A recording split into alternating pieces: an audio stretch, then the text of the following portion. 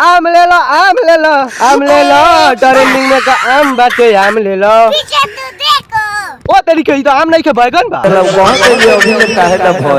अरे भाई बैगन रखा हम कहे कि आम रखा और भाई आम वाला गाने ट्रेंडिंग में चल गई बा बैगन धर आ गई रखा सॉरी एकदम इन्होंने वक्त बदल दिया, जज्बात बदल दिए, जिंदगी बदल। हाँ भाई आप लोगों को पता चल गया होगा कि आम भी अब ट्रेंडिंग कर रहा है। अरे खेसारी भैया जिसको नाम ले लेगा वो ट्रेंडिंग पर ट्रेंडिंग चढ़ेगा। यही नहीं अभी और सुनिए। हाँ तो आम ले लो आम ले लो आम ले लो ट्रेंडिंग में तो आम बटे आम ले लो।